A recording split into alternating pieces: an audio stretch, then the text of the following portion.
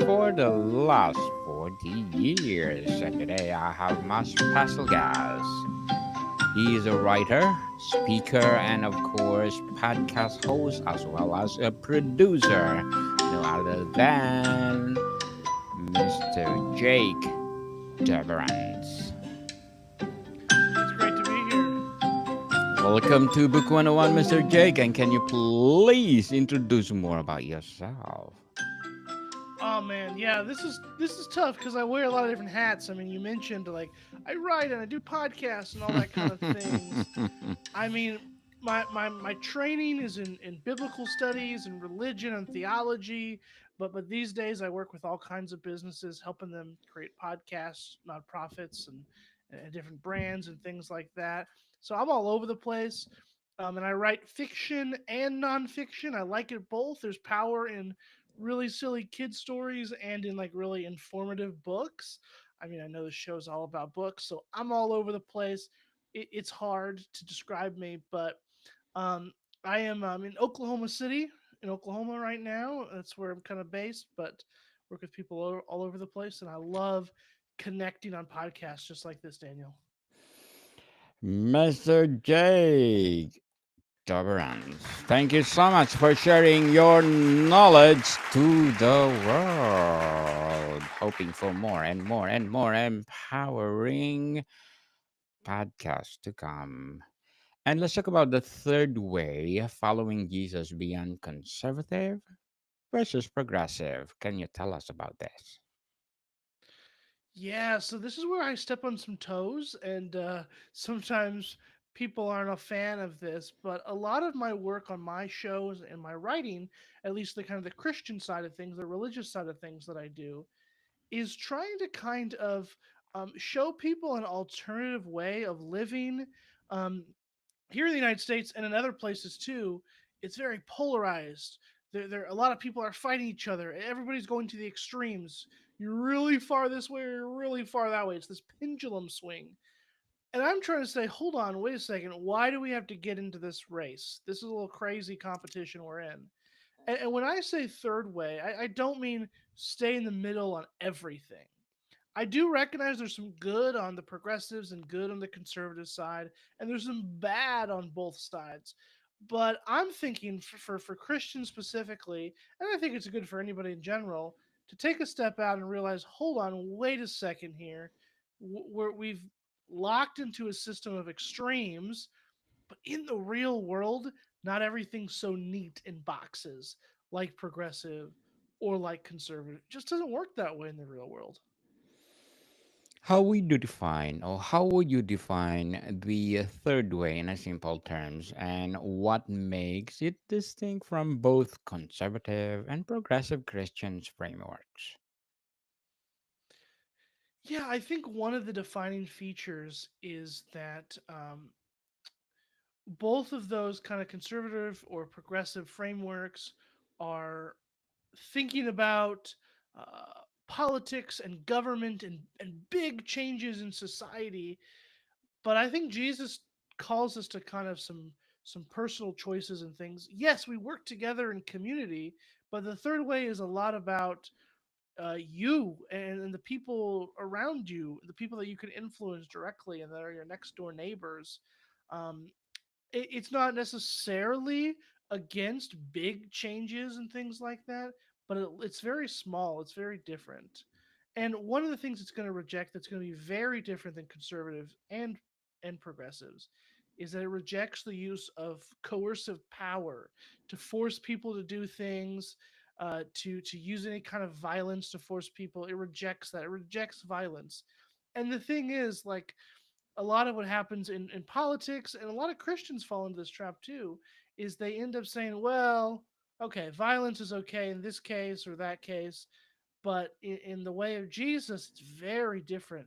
We should not uh, dominate other people. So that's a little taste of the third way. It's complicated. Again, it's not in the middle. It's not right between conservative and progressive. It's stepping outside and looking in and saying, I like this, I like that, don't like this, I don't like that. But it rejects power and focuses on how can we individually make an impact? In the middle, people, in the middle, indeed, what biblical principles or stories most clearly illustrate this third way approach to following Jesus? Well, yeah, there's this really interesting story in the biblical book of Joshua. It's in the Old Testament. And in Joshua, the fifth chapter, uh, Israel's preparing for war. There's a lot of war in Judges and Joshua and all that kind of time. And so at this time, so this leader named Joshua, he meets this commander of the Lord's army, this angel of the Lord, this representative of God is here on earth. And Joshua asks him a very good question. This is the kind of thing we would want to ask if there's like a divine messenger. He says, "Are you friend or foe? Are you on our side? Are you on their side? Like you know, do I need to fight you right now, or do I need to make you a cup of tea?" It's that kind of thing.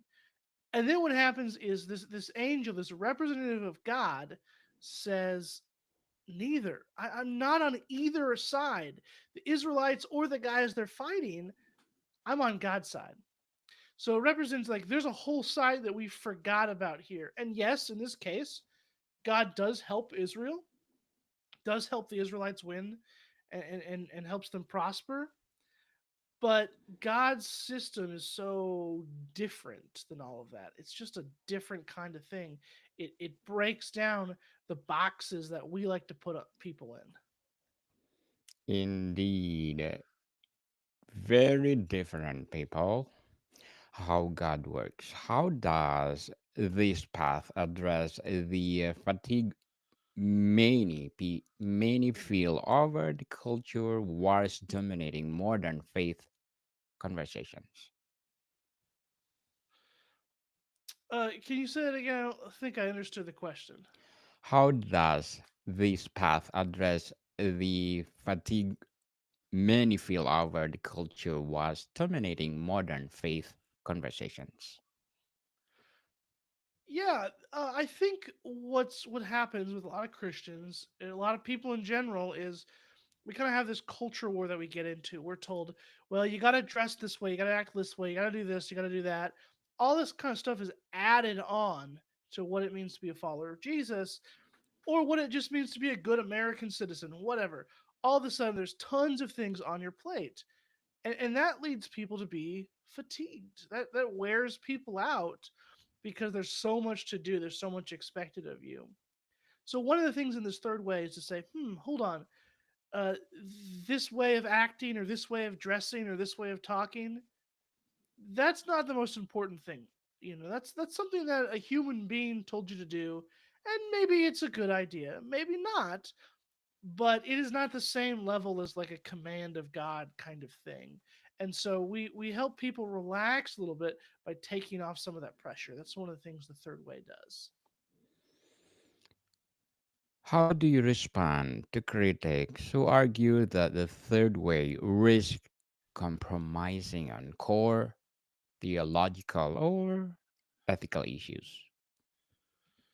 That is a fantastic question, actually, and that is kind of the hard thing to answer here. And again, we're not necessarily pulling up a lawn chair and sitting out on all problems. I want to suggest a position where um, we step above and have a bird's eye view of the issues, but that doesn't mean we never interact. I mean, there are some core convictions that we need to have. We need to care about people that are disadvantaged or disenfranchised, the marginalized. We need to fight for those people, fight on their side. Although our way of fighting looks very different than other people. We believe in the power of small actions. I want to promote people obviously not using power or violence in a way that hurts other people, and so we avoid compromising by certainly we take sides, but instead of siding with this party or that party, we side with particular issues and things that are actually core convictions. And it can be really hard to balance all of that. um, Sometimes this way isn't always the most comfortable for people. It's not. but we still have convictions. We don't compromise on what is truly important, and we stick up for those that need sticking up. Very well said, Mr. Jake. Very well said. Beautifully articulated. How does the third way shape daily discipleship, like how someone engages neighbors, votes, or interacts with media? Yeah, well, it's always important to remember that people are coming to things with their own biases and worldviews and beliefs and things like that. In reality, we can't get rid of that, right? All of us have a life that shapes us, and we believe and think certain ways. But we have to think about when we're going to the voting booth or consuming media or whatever it is. Okay, somebody has a way of viewing this, and that might be built on some faulty lines of thinking. It might seem nice, but in its core it really isn't going to be that great. And so I think we're called to use our judgment and to think really critically. And it's not just about which name has an R by them or which name has a D by them. Here in the states, a Republican and Democrat are the big parties. Like, it's not just about blindly following just because that person has said a couple things you like, or has that same kind of worldview. Even just because they're a Christian doesn't mean we should automatically trust and believe them. So I think it's a call to be very critical and to think, I know that that they say things that I like, but does that mean they're true? Or I know that person says things I don't like, but maybe that's true. We got to use put our thinking caps on, and really do our due diligence and do the work. What role does humility play in building bridges between Christians who disagree passionately? Yeah, on my podcast, which is currently called Smashing Idols, probably going to change the name to Christianity Without Compromise. So just letting you know if somebody tries to look that up. On my podcast, I have guests on all the time, and almost everything comes down to humility because at its core, one of the most important things we can do is kind of like what I just mentioned to say, hey, you know what? I don't know everything. Sometimes I'm wrong.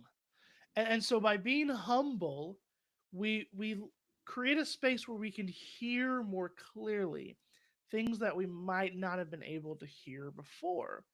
It gives us a chance to step back and evaluate things. And so humility is really important in building those bridges and creating those connections because it means that we can hear things that we weren't prepared to hear before, and really engage with somebody else and have a really good, fruitful conversation, and learn a bunch, maybe be changed by the end of it. Totally agree with you, Mr. Jake. But before we continue our discussion, I just want to shout out my ranking tops for the last 30 days because in Mali I got number 9 on the Apple chart. United Arab Emirates, El Salvador, Uruguay, Norway, Canada, Slovenia, Macedonia, South Africa, Mauritius, and many more.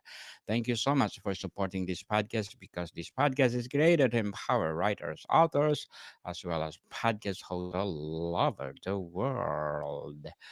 So, Mr. Jake, how can churches embody this vision without alienating congregants and trans in conservative, progressive mindsets? Well, it's not easy. It isn't easy. I used to belong to a church that was very centered, politically speaking. Maybe a little bit left, a little bit progressive, kind of that center line.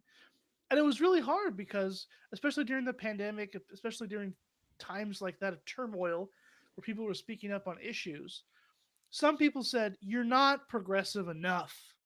Other people said you're not conservative enough. And so some people left to far more progressive churches. Some people left for far more conservative churches. I've been a minister, I've worked in churches, and the truth is, you can't please everybody. Yes, But we should always have a spirit of unity. We should want peace. And that doesn't mean we avoid having conversations. It means we do have conversations. but we do it with love and humility again, right? Um, and we open up these conversations to say, you know what, there are some important things, and then there are just some not as important things. You know, should Christians get tattoos or not? That's not the most important thing in the world. You can have an opinion on that, and you're welcome to decide for yourself if you want yes or no. But something like that is just not the most important opinion. And I know with politics, it seems like everything's the most important thing in the world because if so and so does so and so, the whole nation will collapse tomorrow. In reality, most things are not that important. Yeah, there are some important things, but when it comes to the church, we just have a different set of important lists. The church will survive even if the nation does it. I know that's really hard to hear, and I don't want nations to collapse and chaos in the streets and things like that. But the truth is, the church is just on a different timetable. It just has a different metric of importance and success. It's just different. We have to keep that in mind. Mr. Jake, as a writer, speaker, podcast host, and producer, what are your short term and long term goals? Well, right now I'm really excited to be helping a lot of great organizations start their own podcast, working with a really cool nonprofit right now that's going to tell some stories of hope and transformation in Oklahoma City. And stuff like that is just gets me really excited. And so it's my goal to continue with that and to have some podcasts like this that inform people and transform people and just start some really great conversations. I love adding more great conversations to the world. Good luck to your goals, Mr. Jake, and looking forward for more and more empowering podcasts that empower people all over the world. What will be your piece of advice for those people out there who want to create their own podcast? Ooh, yeah. I think a lot of people have a great vision for a podcast or they get really excited about something, but we sometimes need to stop and think for a little bit.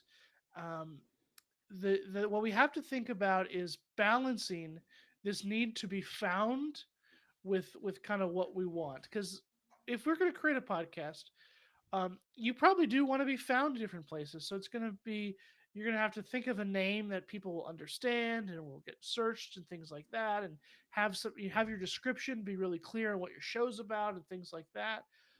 um, but a lot of people resist that because they like their own cutesy thing or they have a name that's like an inside joke or whatever. Um, Sometimes boring titles are best, and we have to think about the really boring things because if we want to show up and serve people with podcasts or with any kind of content like that, we have to first think like the other people that might be listening. Think like them. What are they searching? What do they want? And then we can better serve them. And I think ultimately podcasting is a way to serve people and really do ministry even. And how about Mr. Jake for those someone who feels spiritually homeless in today's polarized church landscape? What is your advice? Oh man, yeah, there's always hope. That's my main advice. There is always hope, and it's hard sometimes to find a community that really embraces you, but um, there's some great new tools with technology. We have online communities, um, and shop around. Sometimes I've found that myself in a big church, it might be kind of hard to fit in, but there might be a small group in that church. There might be a small community of people that you can get plugged in with and find that. um, One thing is, I don't want us to all be wandering alone. Um, it's okay to be spiritually homeless for a while, but there are some ways to find a good home, even if it's not perfect. We need that community in some way. Even people that don't agree with us all the time, that can challenge us to grow and to think and to love. Mr. Jake, what's the most common misunderstanding people have about the third way and how do you clarify it? Yeah, I think a little bit similar to what I said earlier. Um, the problem is a lot of people think that um, to be third way is to have no opinions on anything. Should we be for abortion or against abortion? I don't know. I don't care. I'm going to sit over here. Should we, should should this person do that or that, whatever. It's a lot of people think you just have no opinions, you're just sitting twiddling your thumbs or something, just sitting on the side of the street doing nothing.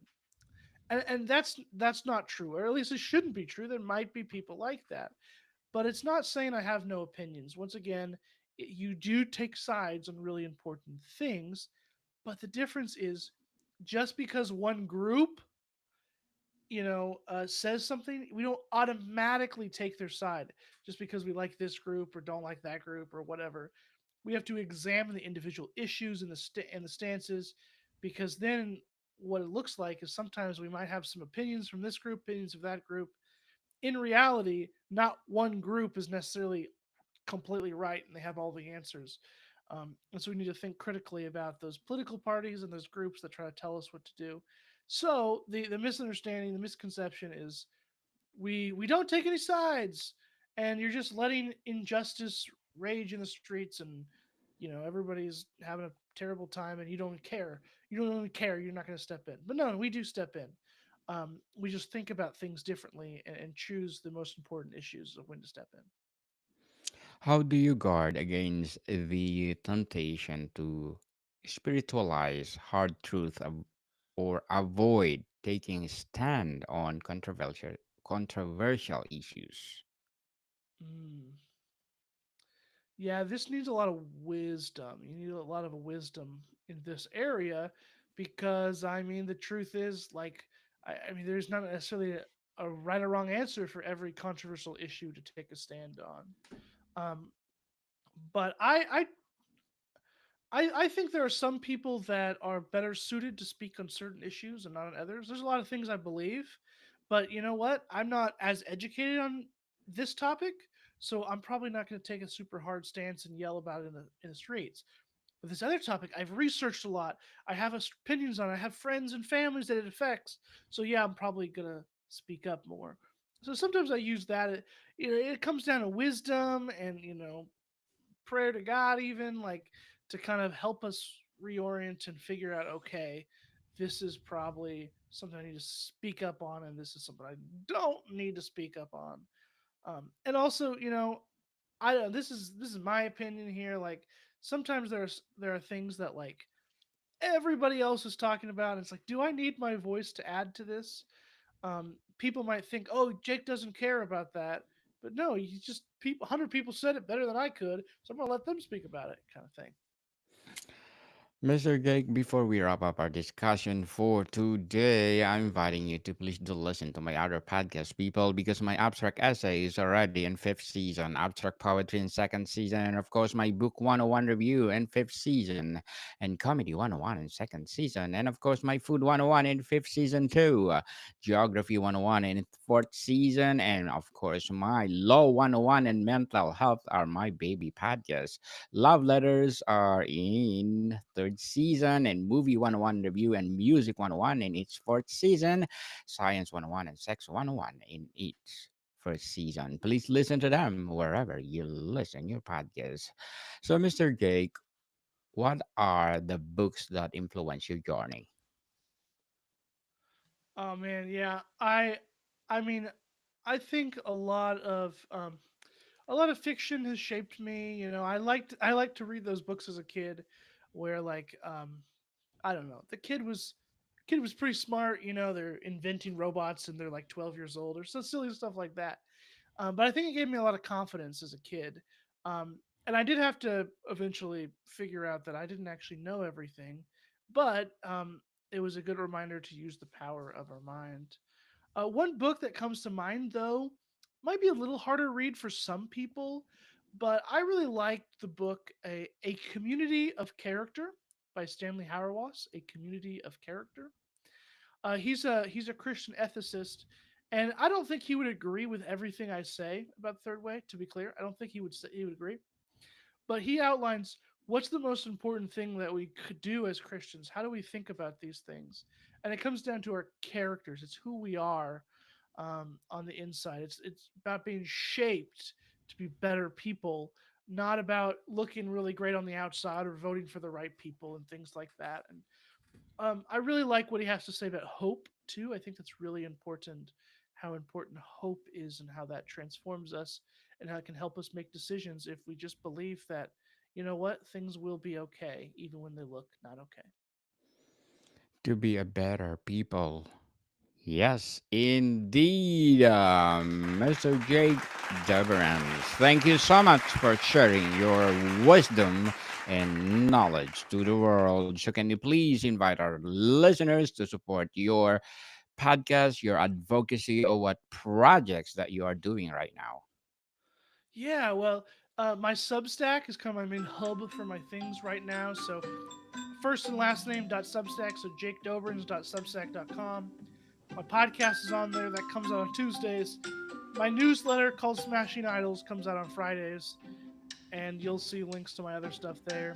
My podcast production studio is theophanymedia.com, theophanymedia.com, where we create podcasts and all that cool stuff. So, yeah, Daniel, thanks so much for having me on.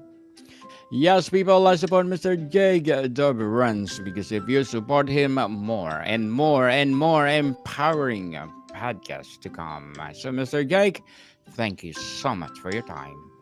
Absolutely. Thanks so much. More to come, people. See you soon.